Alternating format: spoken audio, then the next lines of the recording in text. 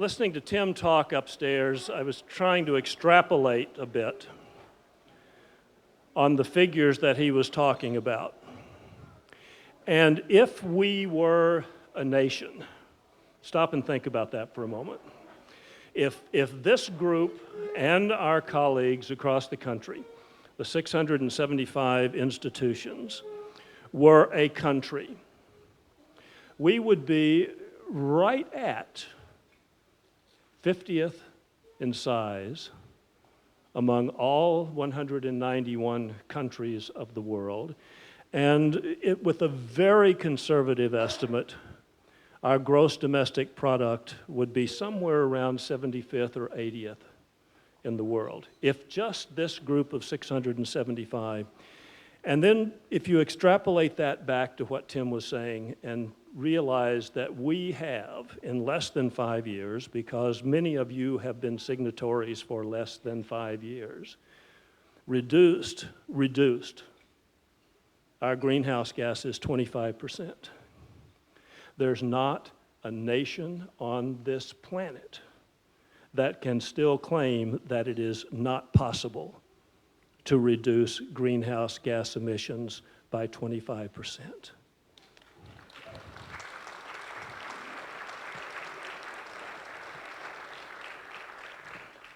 Now that was for free, as was the advice about the basketball game. My real task is to introduce our host. Neil Kerwin became American University's 14th president in September 2007, but his career at American began in 1975, and he still holds, one can always be envious of this, a faculty appointment in the School of Public Affairs. He served as provost, he served as interim president, and he now, as president of AU, is the patron of the largest solar facility in the Washington, Virginia, and Maryland area. 1 megawatt of power, much of which we're enjoying this evening, I suspect, comes from that investment. He is nationally recognized as a specialist in regulatory process and public policy, continues to find time to write, again, a source of envy to many of the presidents in this room, I suspect. He is a fellow of the National Academy of Public Administration, founding chair of the section on public law and administration for the American Society for Public Administration, and is a member of the American Council on Education's Blue Ribbon panel on international engagement. If we were a country, he is likely to be our Secretary of State. Would you welcome, please, Neil Kerwin, President of American University.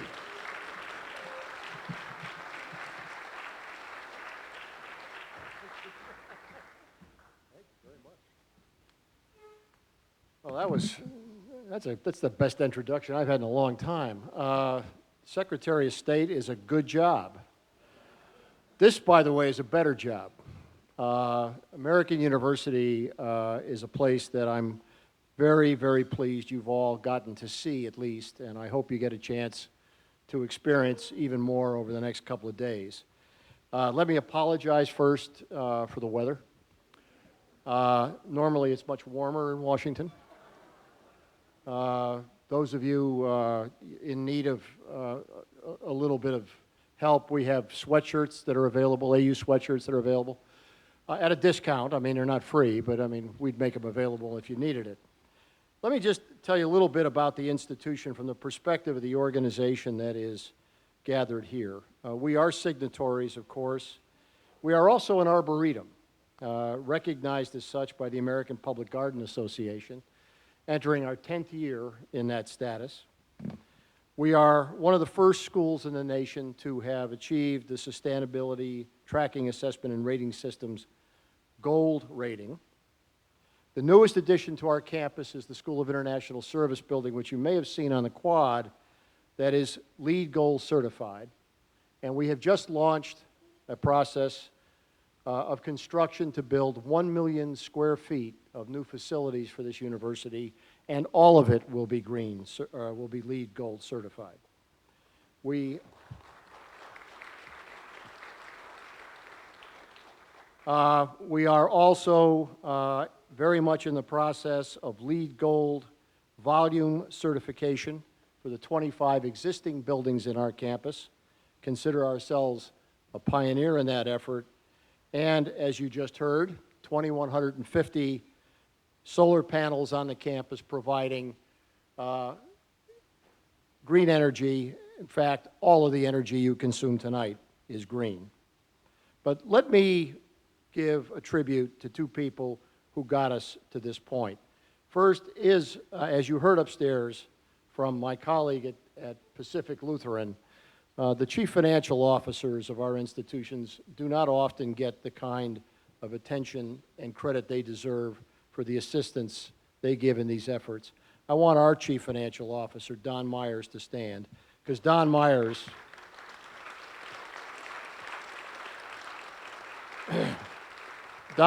started us on this path to where we've gotten today. And then more recently joining us is our sustainability director, Chris O'Brien. Where's Chris? Chris, stand up.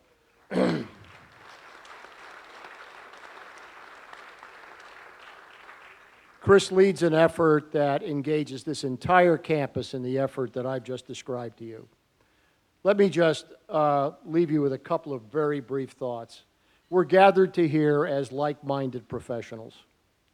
The one thing I think that we are reminded of on days like today is our role as beta sites for the rest of society, testing new ideas, new techniques, new ways of living that the rest of our society can benefit from.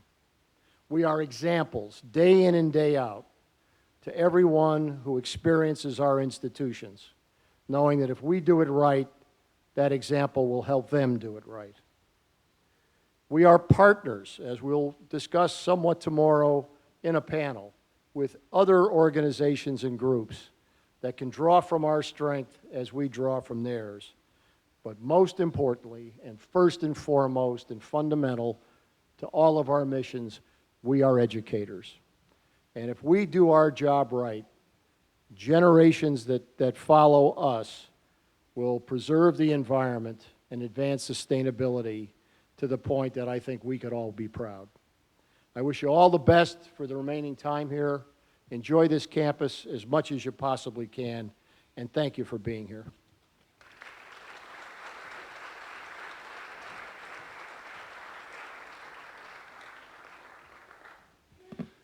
Neil, thank you for your gracious welcome and for your great example. Let me take one momentary side trip. Sorry, Tony. Tony with an I.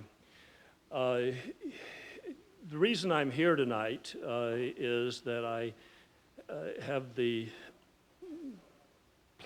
often pleasure of chairing the board of Second Nature. As many of you know, Tony has begun his transition away from the day-to-day management duties as president of Second Nature. From the board's perspective, we have one president at a time. Tony is our president. He is our president until he is no longer our president. But many of you know that we are in the process now of conducting a search for replacing Tony, for succeeding Tony. I won't say replacing.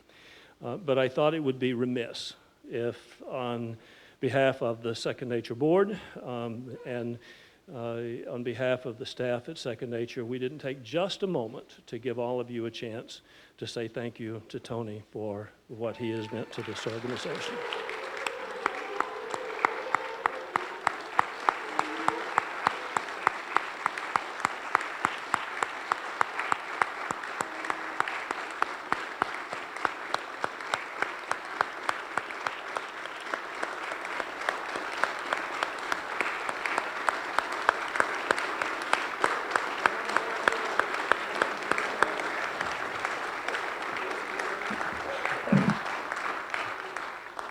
Tony is not allowed to make another speech until later in the program. I have to tell you that the only reason that Tony is where he is because of me. And I mean, in all modesty, I tell you that because as all of you have worked closely enough with Tony to know that there are times when you just really like to shoot him. Well, I have never shot him. And therefore, he's here because I haven't shot him. And so, Tony, I get to take the credit for your presence here tonight. The last and more formal and important task is to introduce to you our keynote speaker, Dianne Dillon-Ridgley. I have known this wonderful lady much longer than she has known me. So I won't confess our ages, Dianne. Time has moved at a different pace. She embodies the evolution of sustainability over the last 35 years on this planet, among our governments, among our peoples. There literally is no person who has been more present, more active, more effective in the pursuit of sustainability, and sustainability in its broadest and most encompassing definition, whether it is human rights, whether it is economic development that allows pride and dignity for all, whether it is environmental sensibility that leads to the ability for us to leave for our children what we have enjoyed for ourselves and perhaps improved. Dianne Dillon-Ridgley has been at the core of that. She was in the original U.S. delegation to Rio. At every major international meeting, she is, I think now, the only person who has been part of the U.S. formal delegation to sustainable development, world sustainable development meetings, Rio and its successors. I could read forever a list of accomplishments, and there are, but let me say only a couple of things about her. One is that for those of you who knew Bella Abzug, Dianne was one of the most important founders and strong points of the organization Women and for Environment and Development, We Do, an organization that Bella Abzug held close to her heart. Bella told me once that if she could trust the future of the world to Dianne Dillon-Ridgley, she would be comfortable. For those of you who knew Bella, that is high praise indeed, because she did not trust easily and didn't say things like that without some true fidelity behind it. She grew up in Dallas. What can I say? I grew up in Fort Worth, and so we've been Texans, real Texans for a long time, not like some who come to Washington and pretend to be Texans. But I have long ago forgiven her for her Dallas roots. The one thing I will say about knowing her as she grew up and knowing of her as she grew up is that she did not learn to drive until she was an adult. Never since that time has she passed up the chance to drive. In daily life, in public life, in every other perspective, this is a dynamo. And I am so proud to introduce to you our keynote speaker for tonight, Dianne Dillon-Ridgley.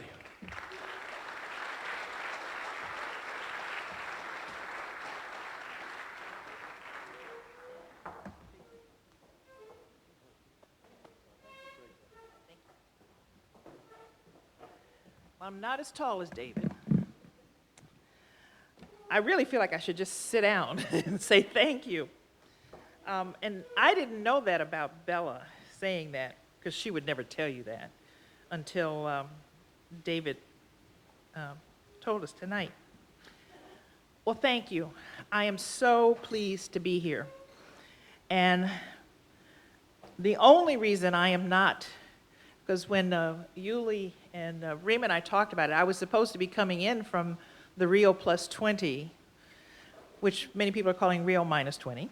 And I would have been landing around 2 o'clock, and I just decided I couldn't give Tony that much heartburn because there was only one flight that would make all of that work. And Tony and I have known each other since he was in the Dukakis administration, and I was living in Brookline on Crown and Shields. So this is, in a real sense, in addition to all of our institutional connections, in a way we really are a sustainability family. And I think of a colleague who was at the Earth Summit who really said, we have found our tribe. And we're a global tribe of people for whom it is both our responsibility and our privilege to make the difference that, well, you'll see. I don't want to preempt all of my speech.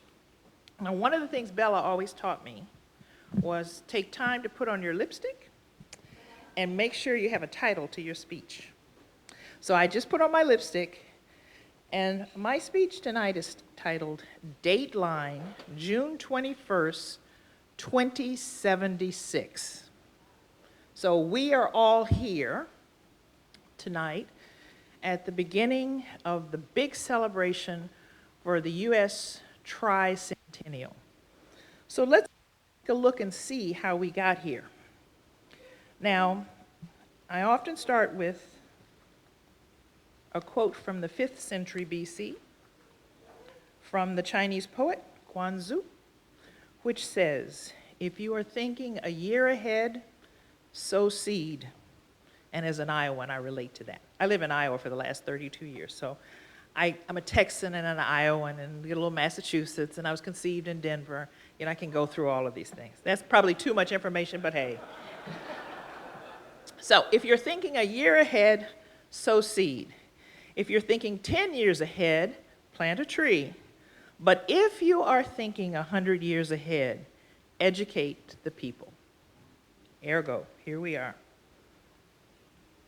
Now, when Tony called and asked me if I would be willing to make this speech and told me about his transition, I was just thrilled.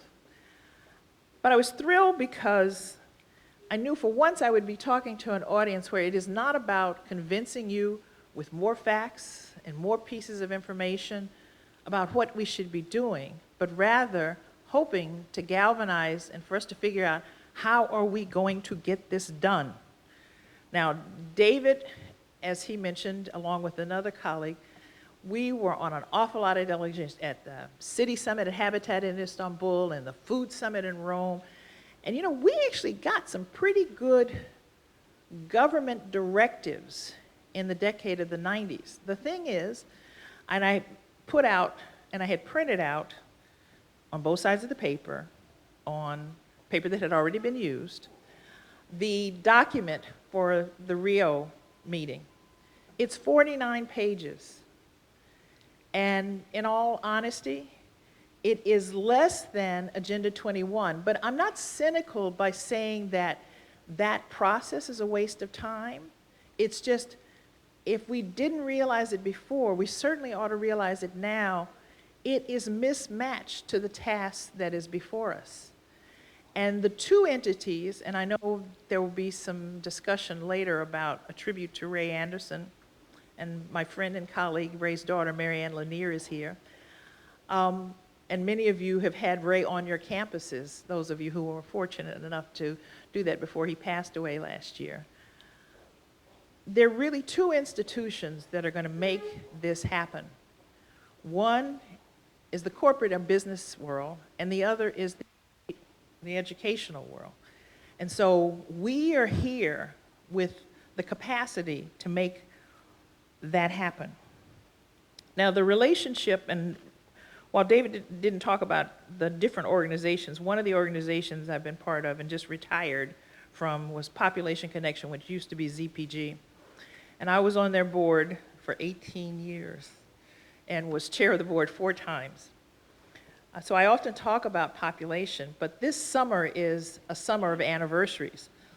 And some of you may have paid attention to the fact that this was also the 40th anniversary of Watergate. And while many people were focused on Watergate in the summer of '72, I was an undergraduate student at Howard University. I was a student intern at EPA under what we now euphemistically call Ruckelshaus 1. And part of the task the 5 of us students had in his office was to prepare the briefs for the U.S. delegation.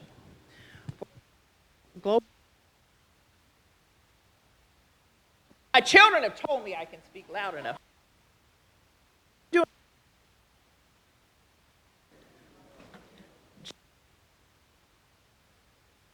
It's from the schoolyard. Okay, it's back now. All right. So we were preparing the briefs for Russell Train and Bill Ruckelshaus, who were the head of the U.S. delegation. So while everybody else was focused on Watergate, we were looking at the meeting that Olof Palme had called together in Stockholm in '72, which was the first global meeting on the environment. So in a very real sense, my entire public career has been bookended by those things.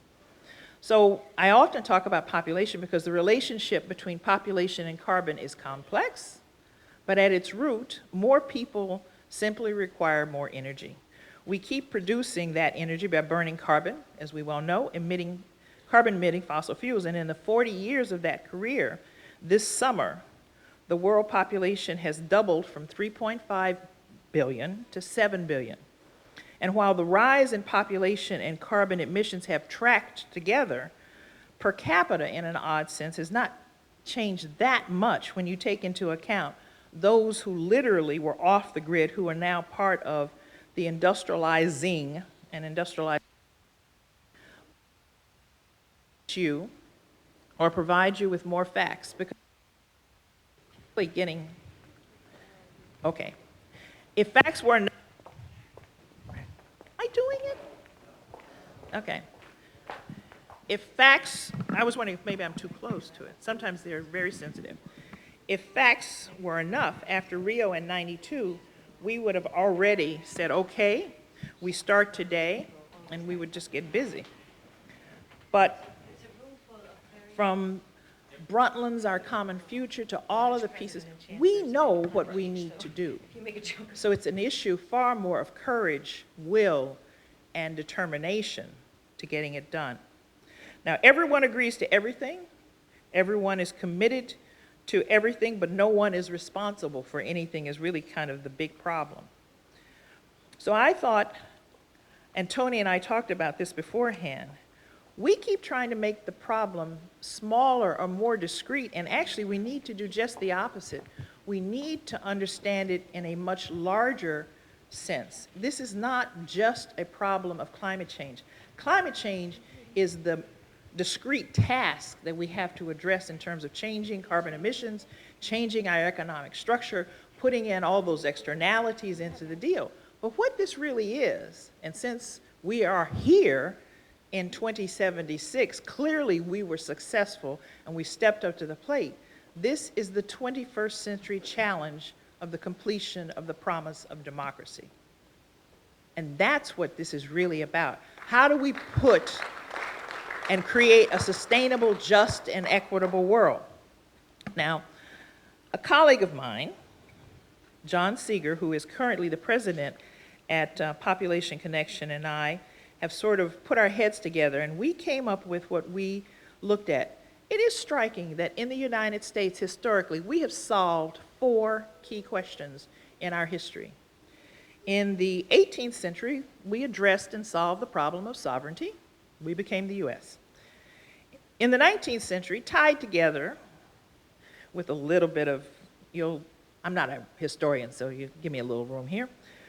We solved the 2 issues of succession and slavery.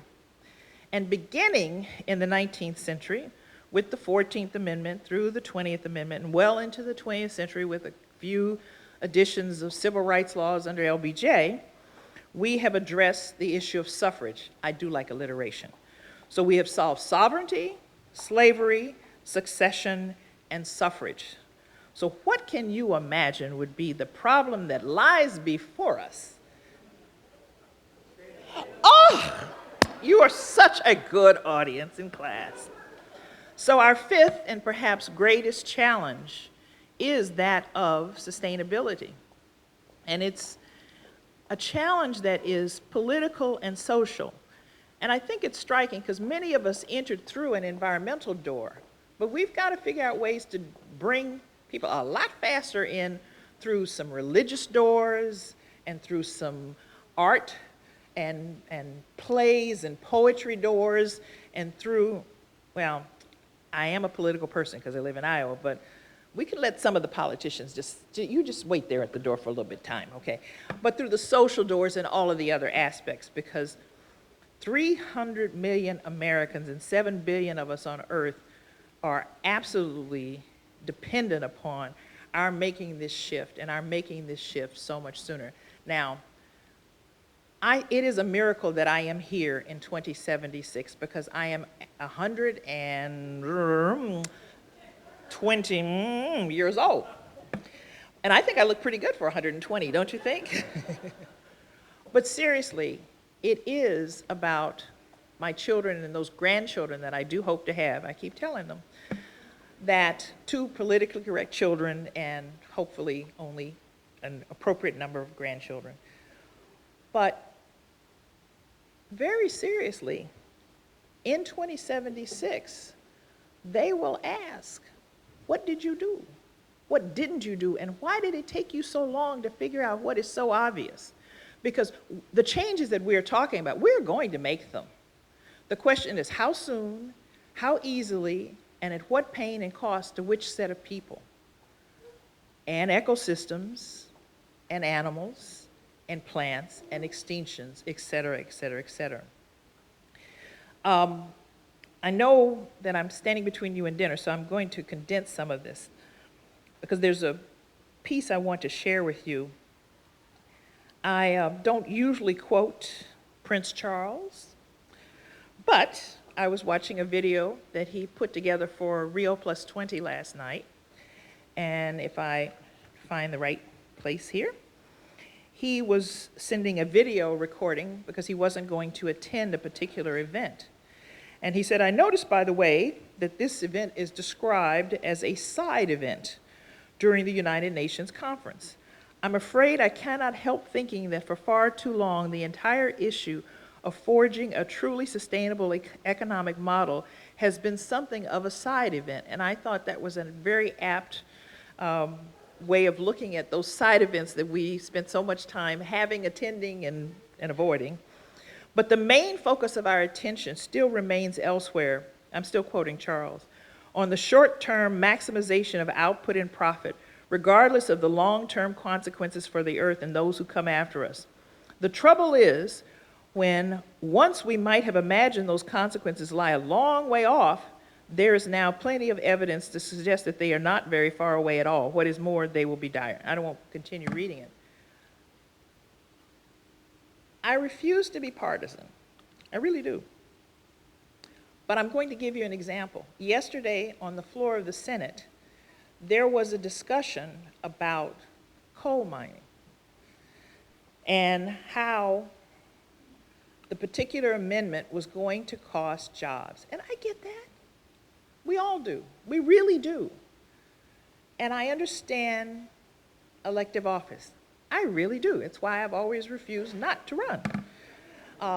I've been asked by both parties early on. They probably wouldn't ask me now, but in the 80s they did in Iowa. And I needed a good reason, and I said, well, I just don't want to run for office because I always reserve the right to tell somebody to go to hell. And you can't do that if you're an elected official. But my grandmother told me if you smile and say it nicely enough, people may not notice that that's what you've told them to do, and they might drift off and do just what you told them. So yesterday in the Senate, this amendment was proposed that would eviscerate the EPA's capacity to control mercury in coal electricity production. Now, I get it about jobs for today. And the person said, you know, there were, I think everyone in the West, I'm picking on West Virginia. I was just there, it's lovely, you know, forgive me. But they were talking about how many people had come on a bus riding 7 hours each way, and they were, you know, this meant their families and their jobs. And he said, how do I look these people in the face? And I said, and my thought was, I wish I could also bring the faces of the people who are now dead because of the illnesses and the diseases and the exposures to mercury and the other host of toxins that we have visited since World War II in particular on communities.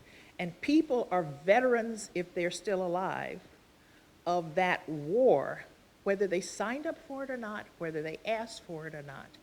And if we don't figure out how to have the political will and courage to redistribute both the benefits of society as well as the harms, then shame on us. Really and truly shame on us. So, in coming to the close, I wanted to read to you the preamble to something called the Earth Charter. Are any of you familiar with the Earth Charter? It's not bad. The Earth Charter was intended to be an eloquent, poetic document at the Earth Summit in '92. Maurice Strong, former oil man who was the Secretary General of the actual conference itself, had wanted to put this forward. I'll save you, unless we want to talk over wine or beer or something later, the drama that ensued. But the Earth Charter did not happen at the Earth Summit. It did happen in '95 with an illustrious global committee of people who worked on it, led by Stephen Rockefeller, who was at probably, are you from Middlebury? Oh, but somebody is probably here from Middlebury, at least they should be. We'll get them here next time. But Stephen really marshaled well the language and the drafting, and I participated in it, particularly when a colleague of mine, Wangari Maathai, wasn't able to travel from Kenya to work on the language on gender. But it failed, and we had the real principles, which weren't bad, but this was to be the Earth Charter. So the Earth Charter is: we stand at a critical moment in Earth's history, a time when humanity must choose its future. As the world becomes increasingly interdependent and fragile, the future at once holds great peril and great promise. To move forward, we must recognize that in the midst of a magnificent diversity of cultures and life forms, we are one human family and one Earth. A community with a common destiny, we must join together to bring forth a sustainable global society founded on respect for nature, universal human rights, economic justice, and a culture of peace. Towards this end, it is imperative that we, the peoples of Earth, declare our responsibility to one another, to the greater community of life, and especially to future generations. You are educators. This is literally in your hands. We have this amazing, vibrant, sacred trust, and we have this moment, and the clock is absolutely ticking. Are we listening? Are we up to the task? Well, I know we're up to the task. This past year, I discovered, or refound, however you want to put it, a quote of Maya Angelou's. I used to use a Churchill quote, but I've mostly given men's quotes, so I got to give some women's quotes. So it's on courage. One isn't necessarily born with courage, but one is born with potential. Without courage, we cannot practice any other virtue with consistency. We cannot be kind, true, merciful, generous, or honest. It is up to us to make change. I leave you with hope, but I have to ask for your courage. So now tonight I used a teeny little bit of science, a little bit of the political, and I'm absolutely going to end. I know Tony wanted me to end with the Robert Kennedy quote, but I'm going to use Langston Hughes because I'm African American. I heard him speak the last time he spoke in April of 1967 in Kansas City at B'nai B'rith. And this is a poem he wrote in 1938. And I use it because it underscores the point. We know what we need to do. Let America be America again. It's the perfect poem for our tricentennial dinner tonight. Let America be America again. Let it be the dream it used to be. Let it be the pioneer on the plains, seeking a home where he himself is free. America never was America to me. Let America be the dream, the dreamer's dream. Let it be that great, strong land of love where never kings connive nor tyrants scheme, that any man be crushed by one above. It never was America to me. Oh, let my land be a land where liberty is crowned with no false patriotic wreath, but opportunity is real. Equality is in the air we breathe. There's never been equality. This homeland of the free. Say, who are you that mumble? Who are you that draw your veil across the skies? I'm the poor white, fooled and pushed apart. I am the Negro bearing slavery's scars. I am the red man driven from the land. I am the immigrant clutching the hope I seek and finding only the same old stupid plan of dog eat dog and mighty crush. I'm the young man, full of strength and hope, tangled in that ancient endless chain of profit, power, gain, of grab the land, of grab the gold, of grab the ways of satisfying need, of work the men, of take the pay, of owning everything for one's own greed. I am the farmer, bondsman to the soil. I am the worker sold to the machine. I am the, he'd use black now and he'd use women too, but 38, okay. I am the Negro servant to you all. I am the people, worried, hungry, mean. Hungry yet today, despite the dream. Beaten yet today. Oh, pioneers, I'm the one who never got ahead. The poorest worker battered through the years. Yes, I'm the one who dreamt our basic dream in that old world while still a serf of kings. Who dreamt a dream so strong, so brave, so true, that even yet its mighty stirring stings in every brick and stone, in every furrow turned. It's made America the land it has become. Oh, I'm the one who sailed those early seas in search of what I meant to be my home. For I'm the one who left dark Ireland's shore, and Poland's plain, and England's grassy lea, and torn from black Africa's strand I came to build a homeland of the free. The free? A dream still beckoning to me. Oh, let America be America again, the land that never has been yet and yet must be. The land where everyone is free. The land that's mine, the poor man's, the Indians, the blacks, me, who made America, whose sweat and blood, whose faith and pain, whose hand at the foundry, and whose plow in the rain, must bring back our mighty dream again. Sure, call me any ugly name you choose.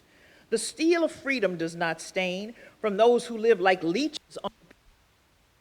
We must take back our land again.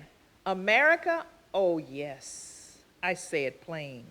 America never was America to me, and yet I swear this oath.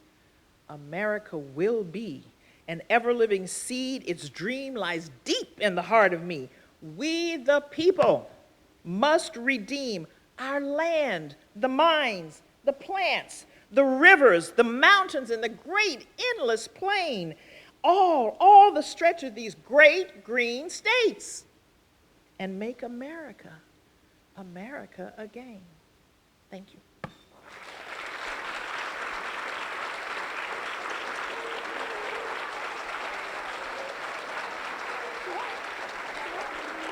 That's up to you.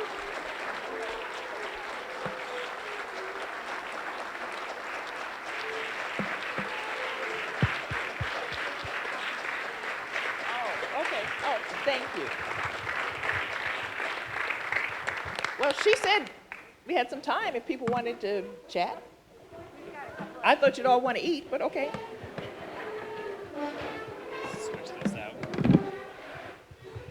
Homeland Security is across the street. Okay. They get in our way. I'm also told that Homeland Security is across the street and they get in the way. And I said, well, it's not the first time I've been on a list. I was actually pulled over for Angela Davis back in 71 or so. So nobody has questions, but anybody want to say something? I really think they want to eat. Yes. One thing PCC could do in the next 24 months, what would it be? Well, obviously, you can do more than one thing, but yeah. I mean, I honestly do think you're on the right track, but I happen to be the chair of the U.S. Partnership for Education for Sustainable Development, and I really do think that while we do all of this, because you can hold two thoughts at once, so you do right now as well as long term, but until we shift and change the hearts and minds, I guess I think of Martin Luther King said, I want to make you act right, and I hope eventually to change your hearts, down the road.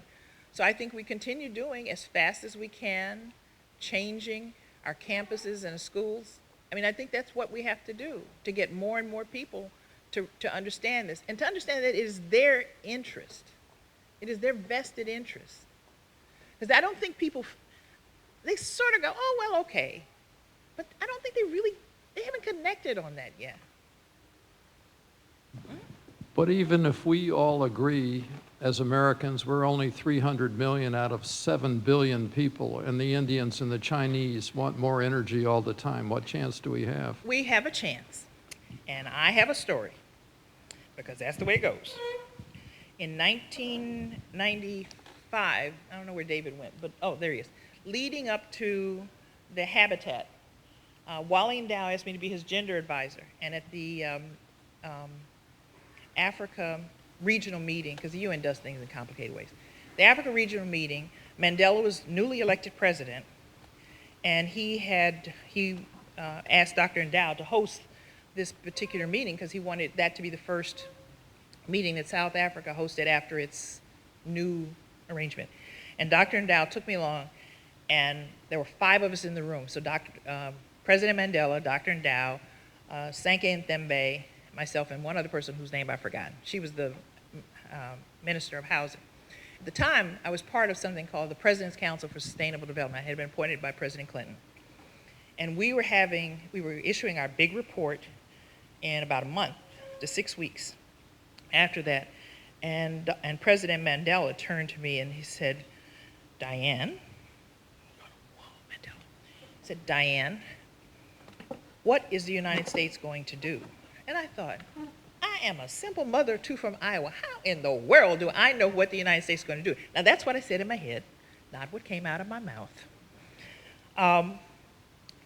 Said something to the effect of, we're going to move forward. He said, I don't really care what you're going to do.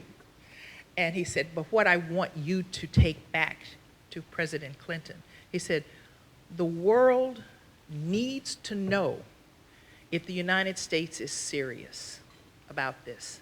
He said, we're going to go forward, but we'll get there a lot faster if the United States is really on board.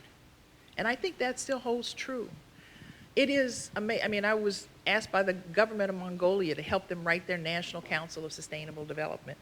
And when I was there, it was not that they just want to be the United States, because the United States is a promise, much more than anything else. It's an idea and it's a promise of what can be, which is why I chose that poem. And we have to live up to, in each generation, because that was actually a directive Jefferson gave us. Each generation must live up to and move and push forward that promise. And yes, we're 300 million, and yes, there's China and there's India, but what we do, how we go forward, our level of innovation, our commitment matters, and it matters in the world. It's much bigger than an eco footprint. It's almost a spiritual footprint that we have in this world. It's also a responsibility. So yes, all of that is true. The amount of carbon that's in there, it's all daunting, and yet we must go forward. And the United States really matters, and that's it. Not in an exceptionalism in the way that sometimes I hear it said, but in a way that we still have the opportunity to be a beacon in the world.